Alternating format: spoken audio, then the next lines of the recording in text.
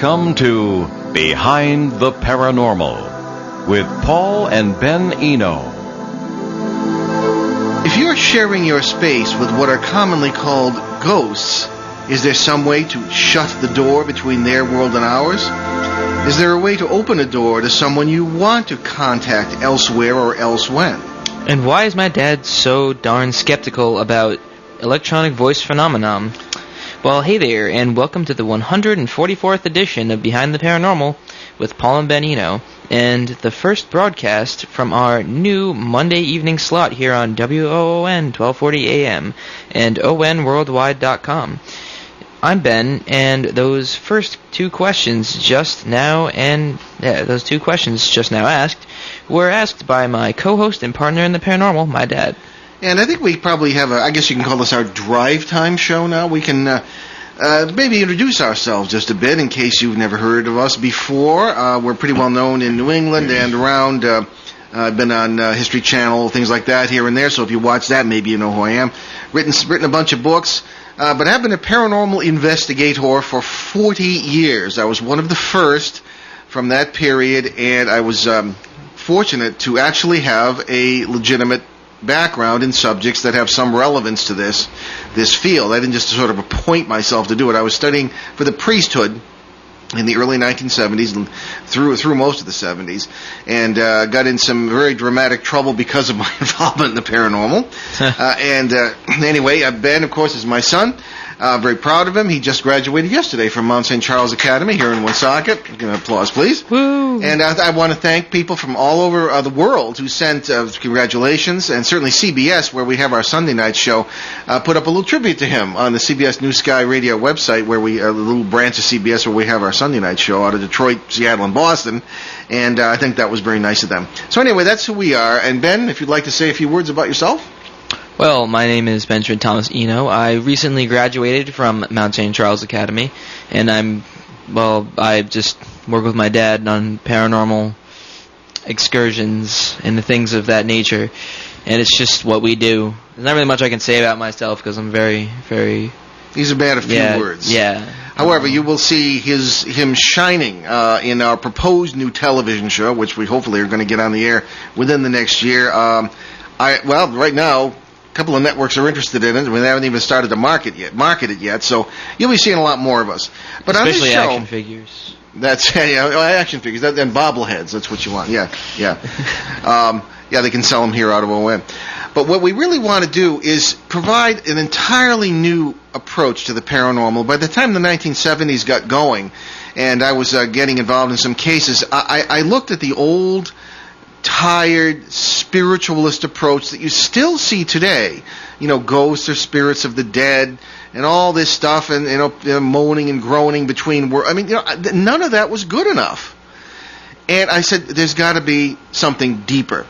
And sure enough, I think we found it, or I found it early on there, and in ways and places that you probably may not imagine, but that you will recognize. I've lectured several different countries, and people, when they hear this point of view that you'll be hearing on this show, they say, aha, I've never understood what this is all about, now I do. And it's not any credit to me. It's just, these are not my theories necessarily. Maybe Ben and I are probably among the first to use the theories of quantum mechanics and parallel worlds and things that are being talked about on the fringes of physics today to explain the realities of everyday paranormal experiences. And they are everyday experiences. The paranormal happens to you all the time. And again, we'll get into ways that happens. Because today's show, we don't have a guest. We're going to be answering lots of emails. We get emails from all over the place. And again, just bear with us, and I think you're going to start to recognize a whole new point of view on what this stuff really is. And does not involve running around abandoned prisons with all kinds of gizmos that really don't mean anything. So anyway, bear with us, and I hope you enjoy the shows. Now, of course, our website is behindtheparanormal.com. And we've been on the air for 2 years now, and we've been on ON now for well over a year. But again, this is our Monday night drive time slot. You may not have heard of us, but there are almost 200 podcasts that are available free on that site, behindtheparanormal.com, from here, from our CBS network show, and also from the Achieve Radio show out of South Dakota that we do once a month, our special, and we gave up numbering them, so they're probably close to 200. Yeah, somewhere around there. Okay, so we do have on this station anyway, have a paranormal contest every week, and we ask a question, and you can win. It's usually a book. Once we offered $1 million, but nobody won that. No, I'm kidding. Mm-hmm. So anyway, answering last week's, or well, not last week's, the last show's question correctly was John Ryan of Putnam, Connecticut. The question was, in what state does the so-called hillbilly beast live? And John answered correctly, Kentucky. This week's question is a cinch. In what U.S. state capitol building have at least 4 people died in freak accidents since the 1880s, ghosts resulting, supposedly? All right, if you can deal with that, call us locally at 401-766-1240, or from anywhere in the U.S. at 800-449-1240. If I don't announce a winner during the show and you still think you have a shot, drop a line to me at bennettbehindtheparanormal.com. And the winner gets an autographed copy of my dad's most popular book, Footsteps in the Attic. And as I said, we have no guests today, so we're going to do an open line show.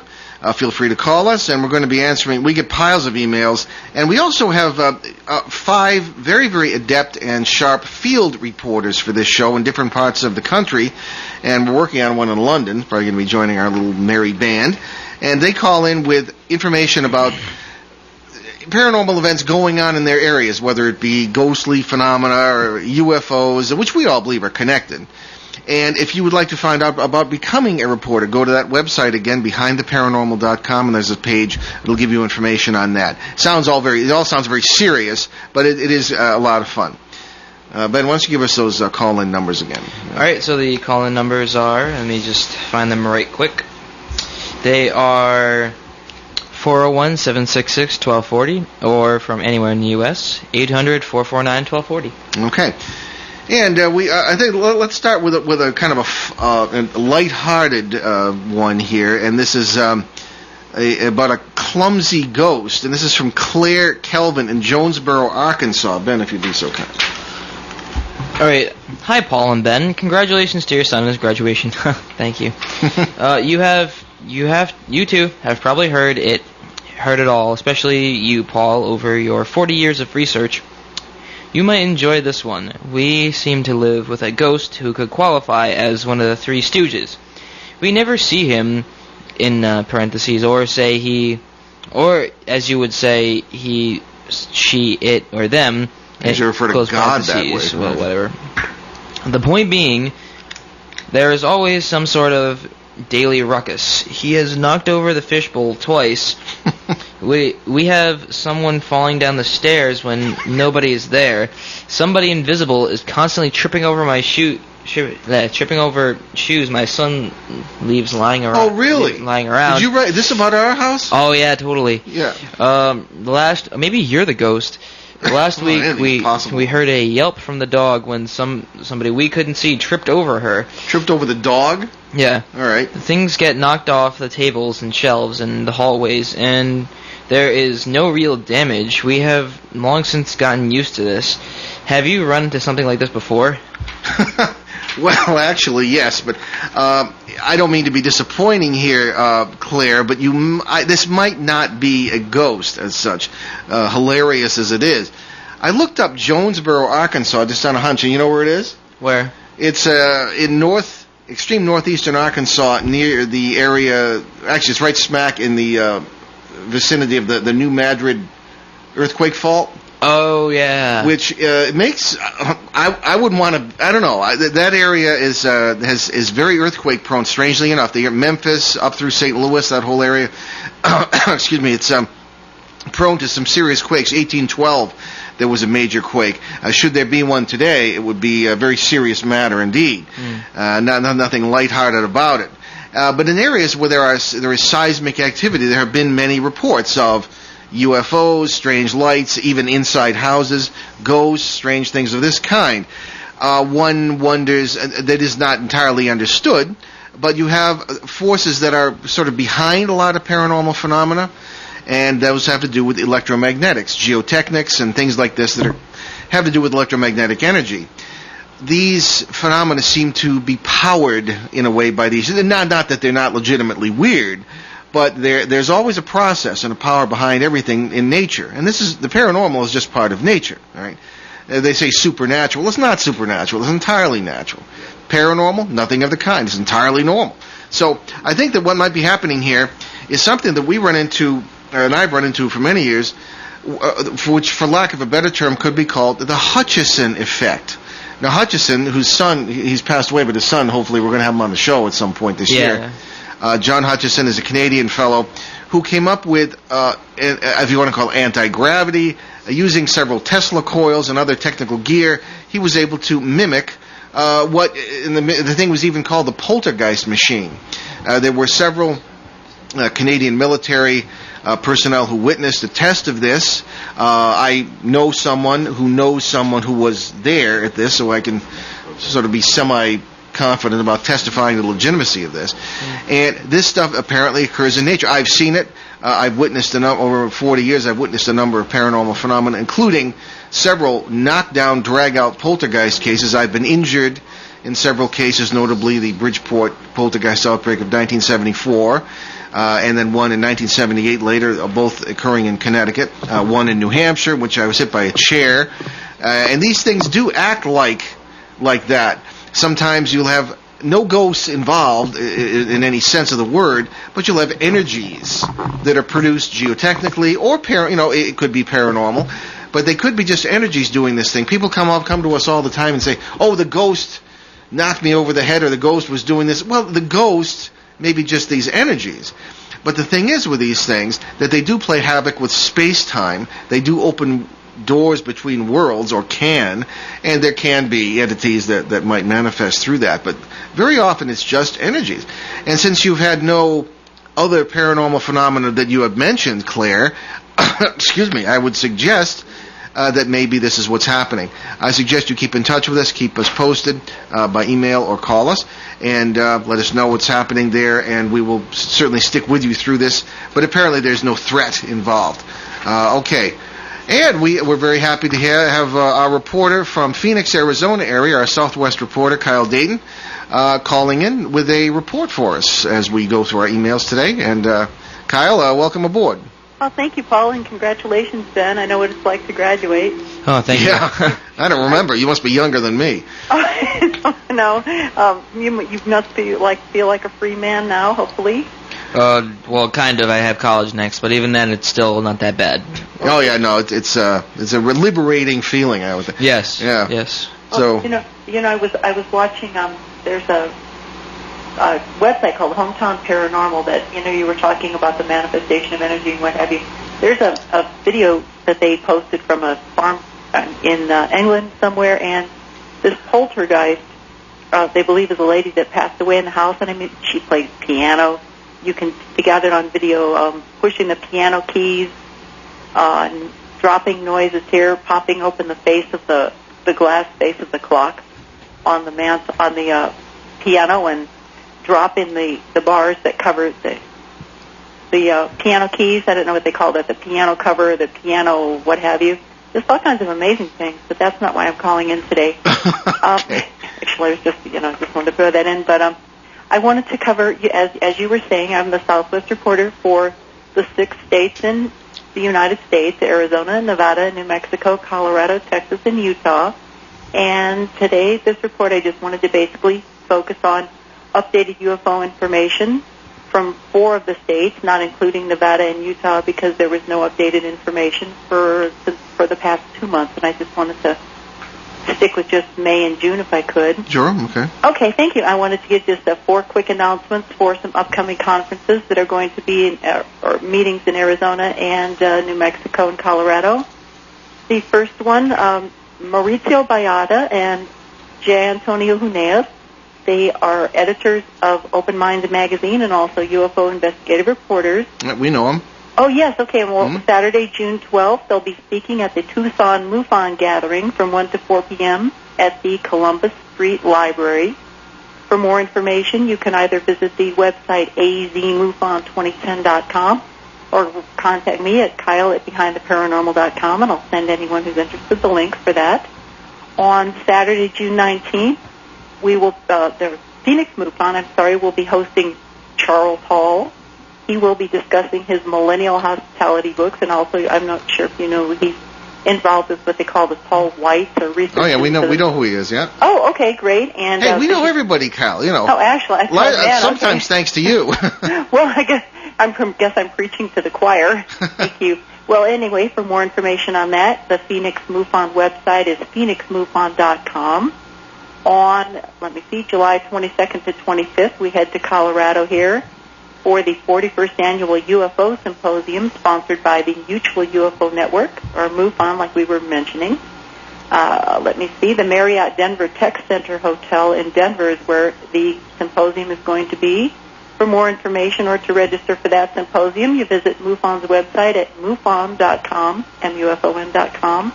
Finally, for the gatherings, September 9th through the 12th are the dates for the 2010 Paranormal Symposium and Film Festival at Angel Fire, New Mexico.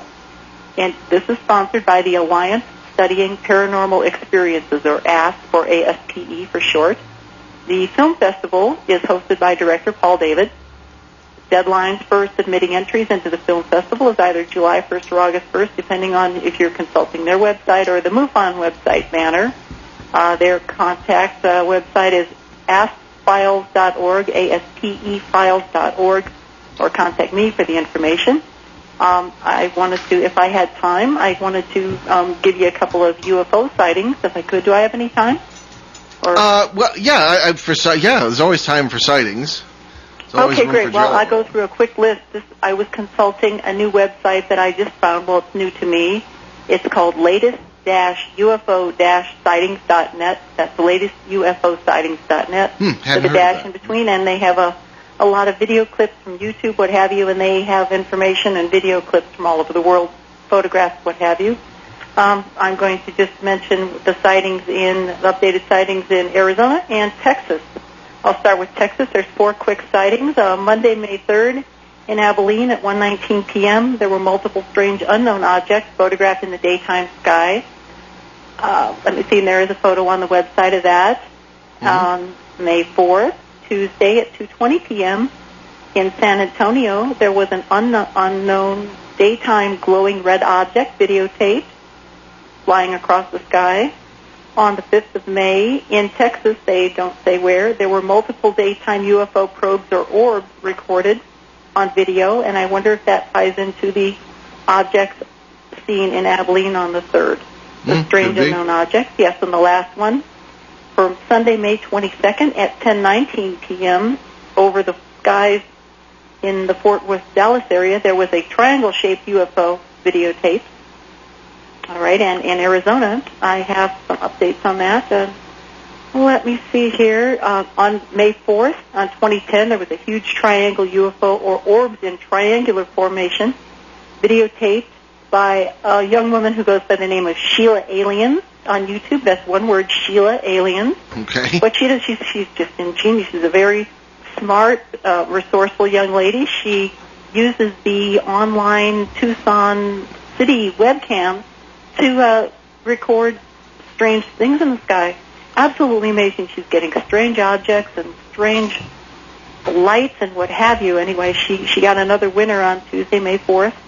And then on Monday, May 17th, in the sky over Tucson, Arizona, a UFO hovers over circling helicopter. We have on the 19th of May at 1:16 a.m. in the morning, triangular formation and some other UFO activity recorded over Tucson, Arizona. That's video. On the 19th of May, near Fort Mojave, Arizona, which is near Bullhead City, which is, near southern Nevada, a so-called cloaked UFO at night, on night footage, was videotaped there. Cloaked UFO? Cloaked. They call it cloaked. I guess it was kind of like hidden. It's kind of cloaked. Well, pardon a stupid question. How'd they see it? I guess it's kind of a strange formation within the clouds. There's a little bit of a deviation of it. You can, barely see it. I have one I thought was kind of interesting here. On Friday, May 21st, a woman was taking photographs of cattle in the desert and in Oakwell area, which is in Pinal County, in my county here. And it looks like one of those joke postcards where you got the cattle in the front with the desert scrub around them in the back, in the sky. There's like a cigar-shaped UFO. You know, it's one of those. It's almost like a joke postcard. It's so well, but this is not a joke. There was an object hovering. It's a cigar-shaped daytime object hovering in the sky above the heads of the cattle. Okay. That's kind of interesting. And the photograph is, like I was saying, from all these videos and everything is on latestUFOsightings.net. I've got just 4 more to mention really briefly. Sunday, May 30th at around 10 p.m., Sheila Aliens captures a very unusual lighted flying object, corroborated on, May 26th. There was a similar object videotaped, but not by her. And in one of the video frames, the light on this object is white, green, and red or purplish. It's got the same tones in it. And 2 more quick. Kyle, I'm going to interrupt you for a moment. Oh, sure. Okay, because we have a caller on hold. I'm not sure whether he wants to speak with you or what.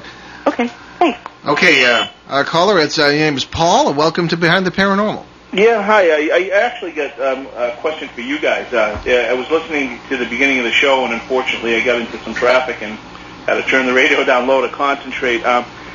I was wondering, there was some brief, as you guys were introducing yourselves, you used to be on the weekends, correct? That's correct, yeah, we were on Saturday mornings up until a week ago Saturday, yeah. Right, and you, as you were introducing yourselves and getting everybody used to who you guys were and everything. That's hard to get used to.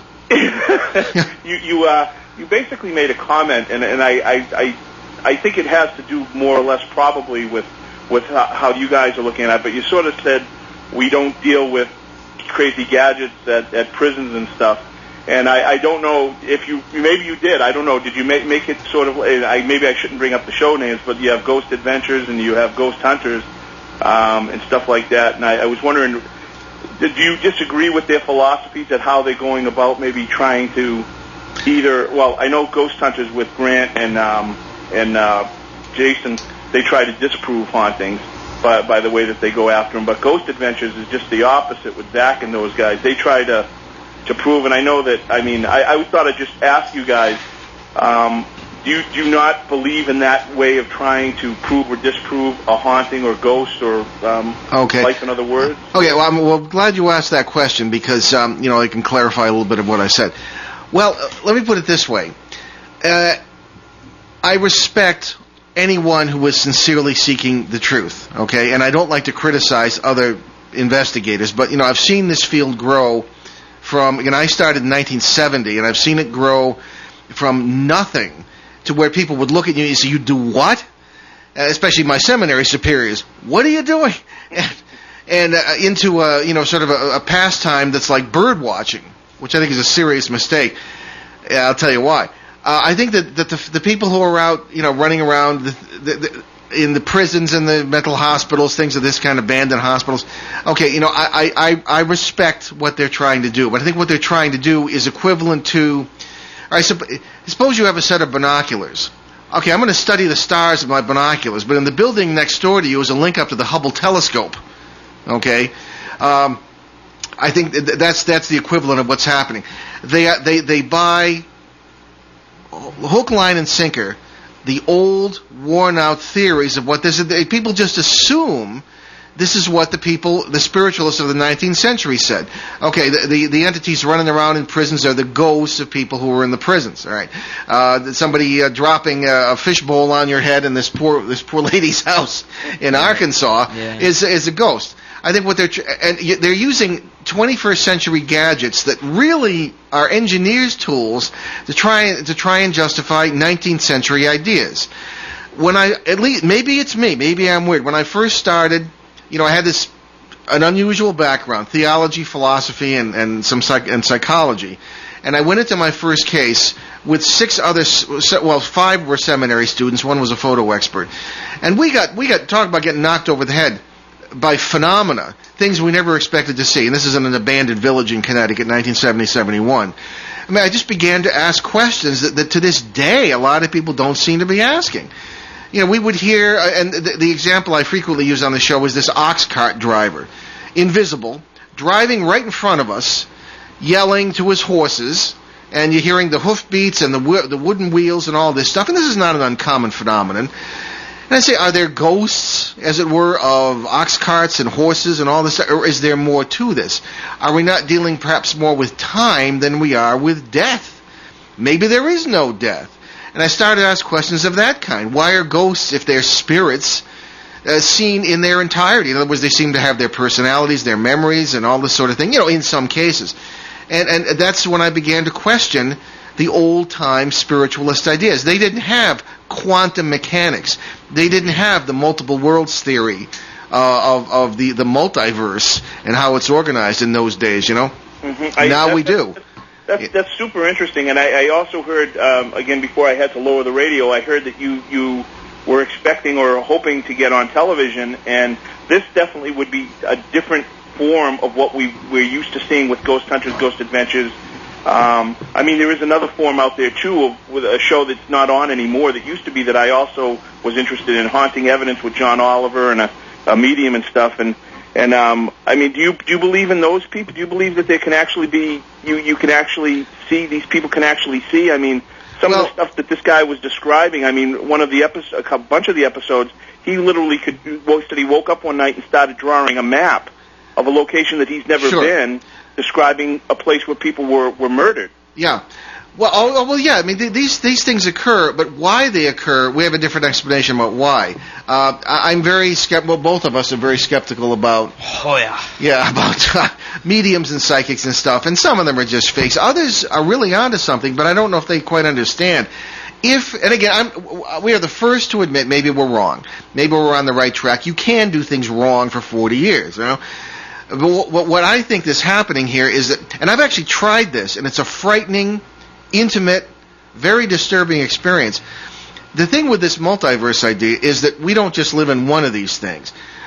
Our life is sort of spread out like a wave, so to speak, and so that when we are in contact with someone who is somewhere or somewhen else, what I had tried to do was to put myself in the corner of the multiverse where I am them, literally. And I've done that with people who wanted me to be a psychic. I had a publicist for a long time who was absolutely determined to make me a psychic, and I think that's got too much baggage. People don't understand what they're doing, but I tried it several times. Ben knows, and I became that person. And at times it was a terrifying experience. I had their memories, their imagination, everything, and we would link up in a way that I don't think half these mediums have even dreamed of, because they don't see what they're really doing. I don't know. That's the way I looked at it. You weren't afraid of getting stuck in that period of time or that person? You weren't afraid that you might never come back? Yes, I was. As a matter, from that experience all the way down to the ox cart driver thing, people have asked me, if you run toward that sound, this is a case like this one I was describing, would you get sucked into another world? And I said, well, first of all, you're already in that world. You already are that ox cart driver in a very real, concrete, and very difficult a way that's very difficult to explain how concrete it really is. But it hasn't happened to me yet, as far as I know. But when you run to that sound, it's just over there, or it's just over there. Why? Because Einstein, time and space are curved. So he described it. And so people are in classrooms speculating about the realities, or how many realities there are, or string theory, or all this stuff, how many worlds there can be. But we're out there in the trenches experiencing it. And as far as I know, we're the only, except for one or two disciples, if I can use that term. Well, we're the few who are out. We're among the few who are out there actually applying these theories, and that's what we hope to do on TV. We're working with a big name director. There's nothing in concrete yet, but there are several networks interested, and that's a good sign. They haven't even started the marketing thing yet. I'll tell you, your theories, it would be very interesting to see it on TV, and I keep myself open to everything. So do we. And don't get me wrong, I like Jason and Grant's show. I like. No, they're great guys. Yeah. Yeah, well, I've never met them. I just watched the show, and I like Ghost Adventures, and I liked Haunting Evidence. I thought that was interesting. Yeah. Different perspective, and I enjoy these shows immensely. I wish you guys the best of luck. Your show is great. And I hope the TV show, I hope it does get on and takes off for you guys, because you guys are wicked interesting. Well, thank you very much. Appreciate that. Thank you. And again, I enjoy you listening to your show, and wish you the best of luck with this as well. Well, thank you very much. We'll see what happens. Great. Take care now. Okay, you have a good take evening. Care now. Bye-bye. Drive carefully. All right. Kyle, you still with us? Yes, I am. Okay, well, good. Actually, we're going to take a commercial break. Okay. A little late, and then you can continue with the UFO reports. Okay, just got 2 more. Be right Thank back on Behind the Paranormal. Stay with us. New River Press is proud to sponsor tonight's segment of Behind the Paranormal with Paul and Benjamin Eno. New River Press offers the best in unusual New Age books. Stand by the side of tonight's host, Paul Eno, as he battles poltergeists and helps suffering souls and families in the critically acclaimed books Faces at the Window and Footsteps in the Attic. Plunge deeper into the paranormal with Paul and learn about its influence on human history, its action in our daily lives, and its ultimate meaning for us in the best-selling Turning Home, God, Ghosts, and Human Destiny. Available now from New River Press, publishers of unusual books. Visit newriverpress.com, amazon.com, or your favorite bookstore. And set for release late this year in one of the most unusual books on the subject ever written, Paul gives us Dancing Past the Graveyard, What Ghosts Have to Say About God. And we are back Behind the Paranormal with Paul and Ben Eno on ON 1240 AM here in beautiful southeastern New England, and online, onworldwide.com. And this is our first drive time show, Sunday night slot. We've been on for a couple of years, but many of you may never have heard of us before. What? This is Monday. What did I say? Sunday. I said we used to be on Sunday. Anyway, it is Monday. You know, you can't get Rhode Islanders to agree what day of the week it is. Just say Monday. It's Monday. Okay. Anyway, here we are. Glad to have you listening. Now, we're going to move on to Kyle Dayton, our Southwestern reporter from Phoenix, who is filling us in on some very, very interesting sightings in the Southwest. Kyle, take it away. Oh, thank you, Paul and Ben. You know, if it's any consolation, I think... I'm sure Arizonans can agree what day of the week it is, at least. Oh, yeah. Well, to me, right now, it feels like Sunday. So what can I say? I just had 2 more quick to wrap it up, 2 more sightings. One was on the 1st of June. And there is video with this. The one was on the 2nd of June, Arizona. No video, just the report. The first one on June 1st, around 10 p.m. This was seen in the sky over Maricopa, Arizona. And again, this is Pinal County. 2 bright yellow lights are seen. They blink out. Then about 15 minutes later, they reappear, but this time with 3 lights. This is on latestUFOsightings.net. The last one, a report from Tempe on June 2nd at approximately 9:10 p.m. A few witnesses saw a silent flying, apparently saucer-shaped object with 6 to 8 lights that were all white around its circumference and 1 red backlight. It was flying at a level of commercial airplane preparing to land.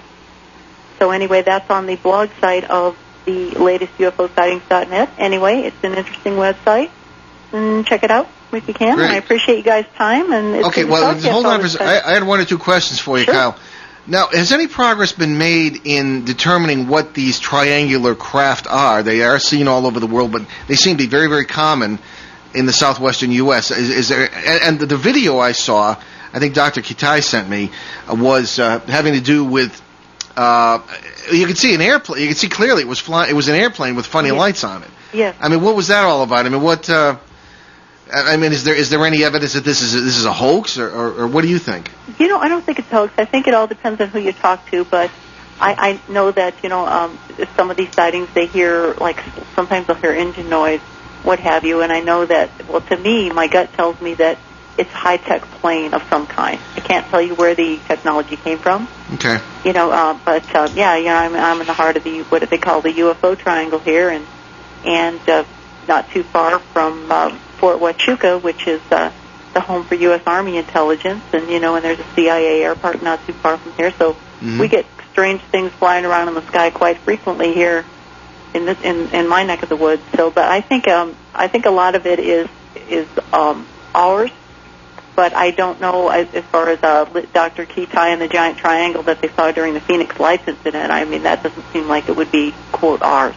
Keep them guessing. Yeah, well, Kyle, for thank sure. you so much. It's Thank you always so a much. great pleasure Take to care. hear from you. Keep watching was that what they say, Ben? Keep watching the skies? Yes. So Okay. keep watching the skies. Very good. Thanks, Kyle. Keep your stick on the ice. Okay. We have some more emails here, of course. This one is Childlike Figures, and it's from Helen Craig in Coatbridge, Scotland. Ben, if you would be so kind. Okay. Just a tap bit of feedback is all. Okay. We'll Are take we a little live? All right. Yeah, we're all good. An We're all asteroid good. strike? Okay, go ahead. Yes, exactly. So, over the past few months, we have all seen small shadows about the size of children darting about the house, especially in the kitchen. We have tried to photograph them, but they are too quick. Usually we only see them out of the corner of the eye. We have 2 cats who spend half the day staring at nothing. My 2 young children are frightened. What do I tell them, and what do I do about this?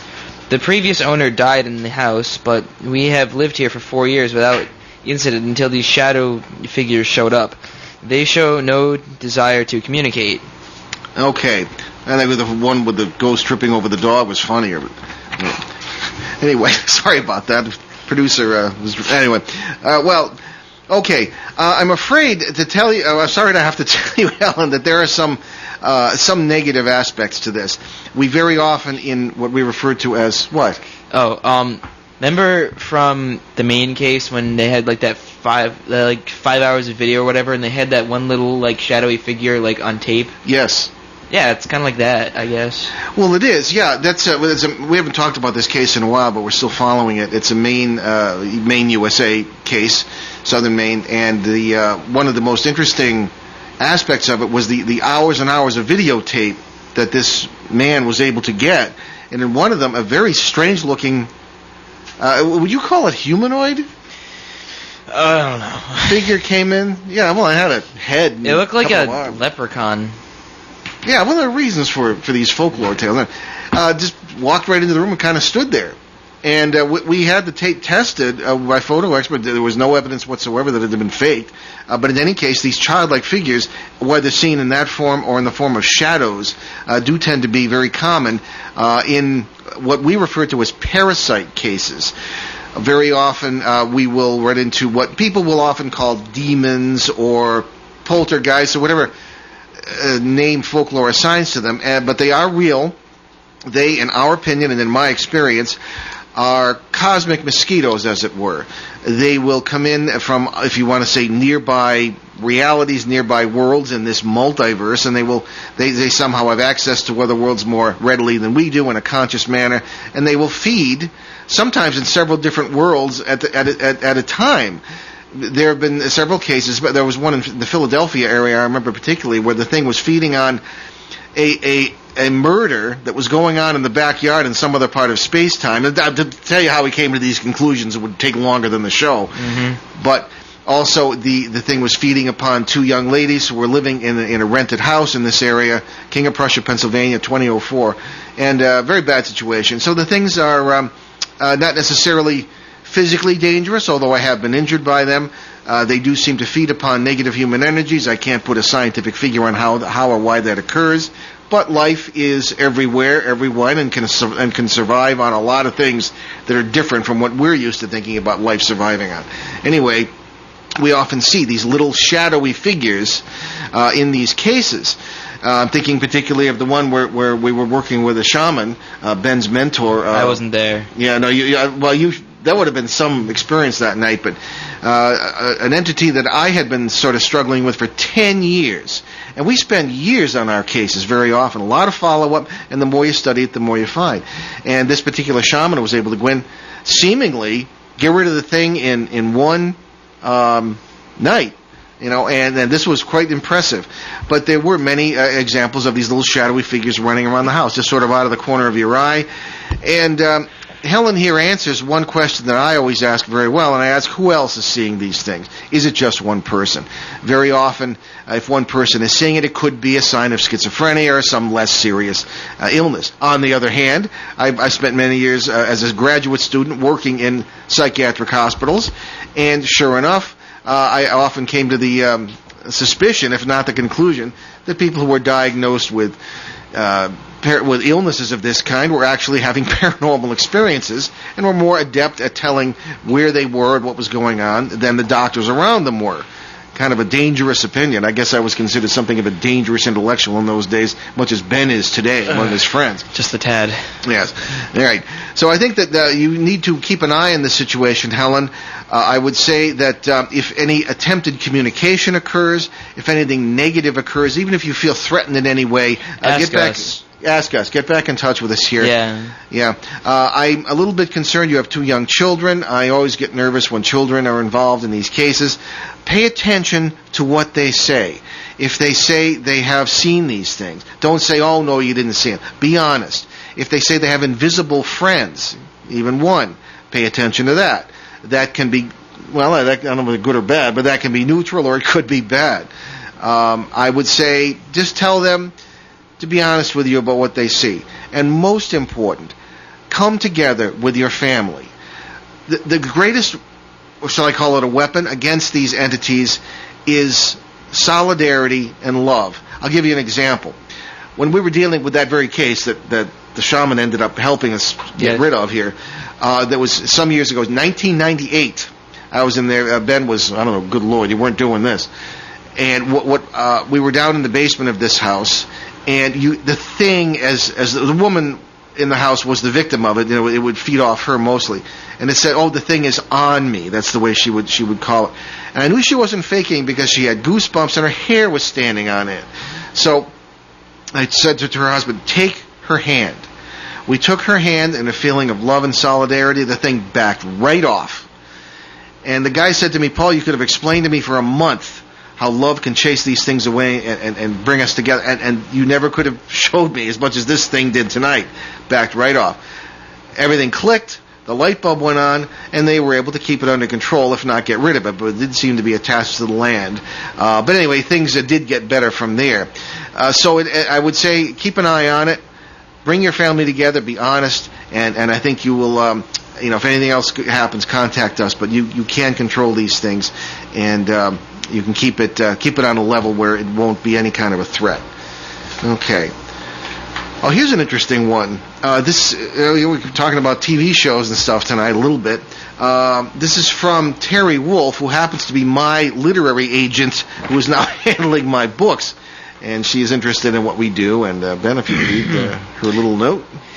Dear Paul. I don't want to get the... Yeah, okay, just the opinion parts. Okay, so just wanted to get your opinion. I sat through an episode of Travel Channel's Ghost Adventures, hosted by Zach Baggins, Aaron Goodwin, and Nick Groff.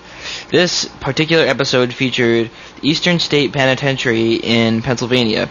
Baggins, who calls himself a skeptic, attempts to get the attention of the angry spirits who may still be locked up. I was puzzled by the very confrontational technique used to unlock, quote-unquote, whatever it is that apparently remains of those who were driven insane by solitary confinement, torture, and poor living conditions. Baggins would yell over and over, "Come get me if you want me, show yourself," in quotes. Is his behavior typical? I didn't realize it was okay to actually invite angry spirit into your body. Then, when the team would experience any sort of occurrence, they were either petrified or filled with laughter. Wow, just wondering if this is how you handle your investigations. Oh, right. To boot, from what I find on the net, it looks as though the team is really accepted and the show is very popular. Again, wow. Thoughts? Question mark? Yeah, that's all right. Thank you, Ben. Okay. I must point out this approach that they take, and I don't know them, and I don't like to criticize others, but this is over the wall here. I think they jumped over the brook on this one. I think the problem is that you cannot, and almost all people in this field, whether they be scientists working in parapsychology labs or whether they be feral ghost hunters running around in packs out there with their little flashlights and stuff, would agree you don't go in there and try to stir up negative energy, which essentially is what they're doing, going to yell at things. And again, here in the assumption, bless Terry, but she's assuming again, I think maybe, as almost everyone does, that these are spirits. I ask the question, without our bodies, are we still us? And the answer is no. I think from any point of view of philosophy or science, we are one being. We get into Western thought here and how it divides everything up and chops up ideas and people and everything with its intellectual approach. But Eastern thought does not do that. Ancient thought does not do that. So I think that we're dealing with people rather than spirits. But whether it's people or spirits, you don't go into the mall and start yelling and insults at people. The same way you don't go into some place where there may be cross rips in space-time and start yelling at people who probably think you yourself are a ghost. I picture something wicked funny. I picture them just like walking into the mall and just like, come over here and fight me. And the guy's just looking at him like, what is this guy talking about? I don't know why I thought that was funny, but I did. It was a Tourette's syndrome, which you will not demonstrate on the air. I know. Okay. I know. Just don't worry about it. All right. Just go back to what you were doing. Thank you. Okay. So the answer to the question is this is not common. It's I guess the guy Mr. Baggins is sort of the paranormal answer to the shock jock.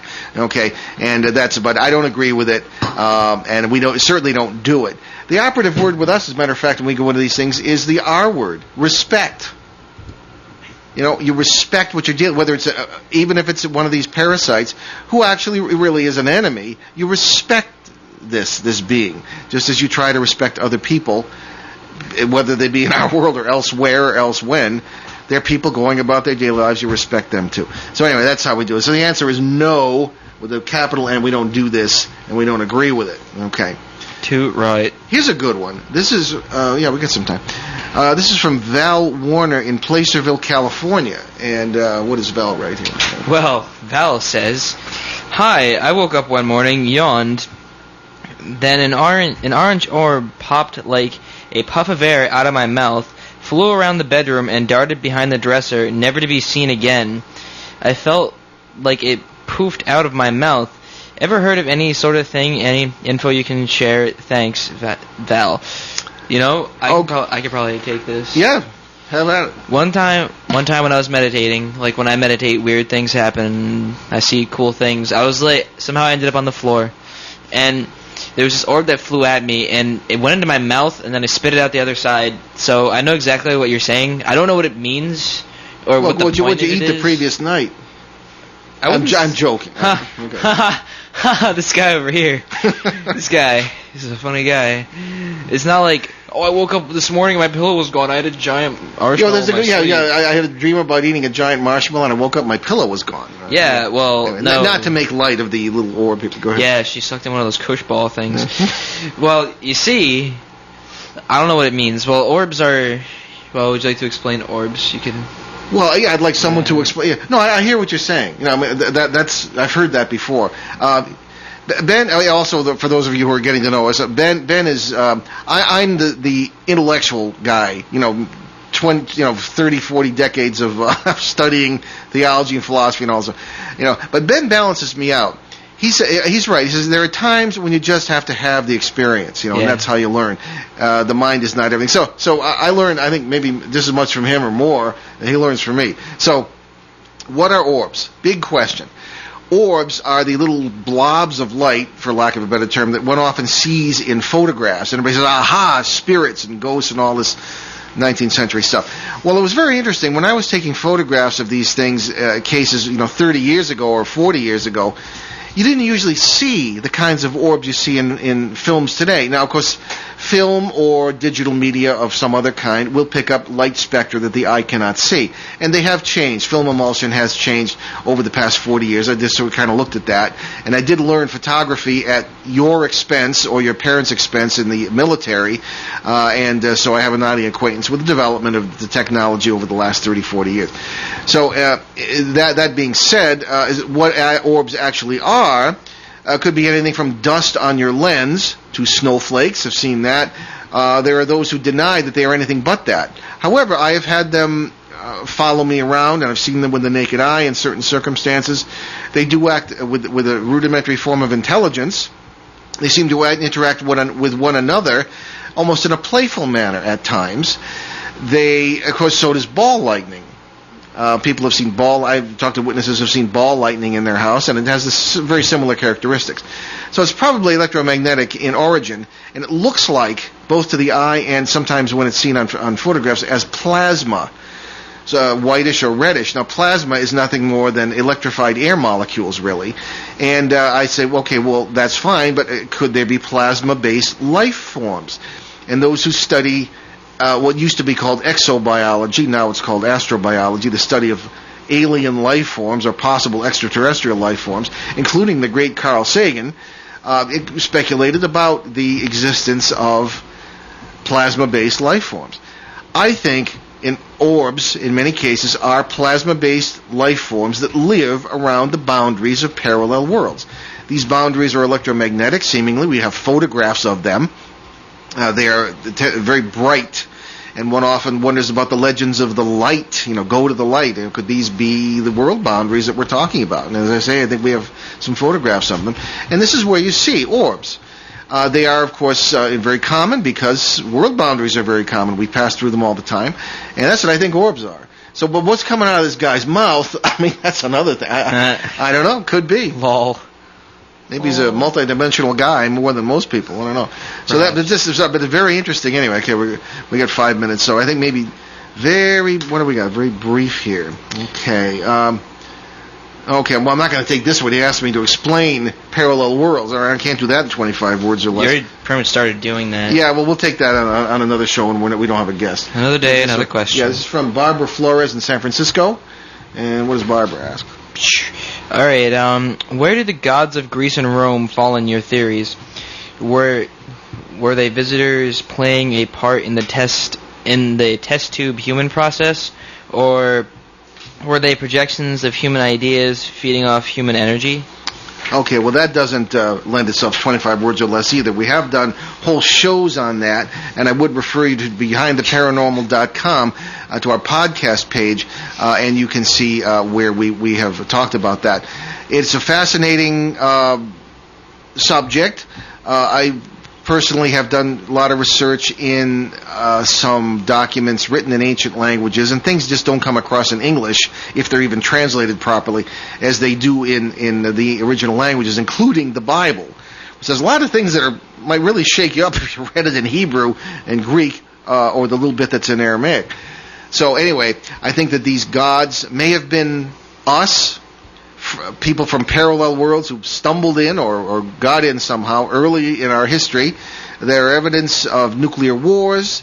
I've talked with archaeologists who have worked on these things, especially in strange places like Mohenjo-Daro in Pakistan, where there is evidence of ground zero, buildings having melted, and we're talking, between 60 and 100,000 years ago, all right?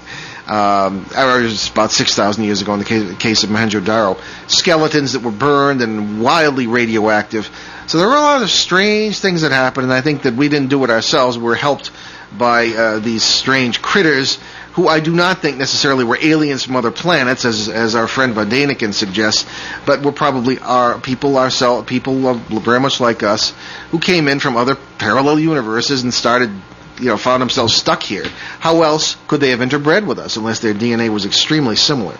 Anyway, we're coming down to the end of our hour here, and I want to thank our marvelous producer, Craig Pelletier, our good friend, and we'll see you... a very humble man as well. And we'll see you next week, Monday... I mean, not used to saying Monday, I'm used to saying Saturday. You almost said May. Sorry. Monday, give me a break, it's been a long day. Monday, June 14th, right here on WOON 1240 AM. And ONWorldwide.com at 11 a.m. Eastern, 8 a.m. Pacific. Our guest will be director and producer Bob Wilkinson. And we will talk about his new movie, Shades of Grey, about UFO maverick Gray Barker. And we'll take a look at recent paranormal movies in general. On our regular Sunday show, June 13th at 7 p.m. Eastern, 4 Pacific, on CBS Radio and www.newskyradio.com, our guest will be our old friend, world-famous expert on Earth energies in the human mind and paranormal phenomena. Paul Devereaux. Yes. Yeah. I didn't get to finish. Well, check out our show website, www.behindtheparanormal.com, and your local radio schedules for cities where CBS carries the show and the website where you can hear us from anywhere. And remember, you can always get free podcasts of all our shows, along with show schedules and guest information at www.behindtheparanormal.com. Okay, and in the meantime, we leave you with a pungent thought from the Irish author Oscar Wilde. The true mystery of the world is the visible, not the invisible. Looking around this room, you can see where that's true. Paul Devereaux is a real interesting expert from England who agrees with us in our theories that things are not what they appear to be in the paranormal. That the current theories just aren't good enough. Yeah, he's a cool dude. I like him. Yeah, he does. He's got a great sense of humor as well. So anyway, we're very glad to have had you with us on our first Monday Drive Time show here, and we'll see you next week. Return to this radio frequency 167 hours from now for another edition of Behind the Paranormal with Paul and Ben Eno.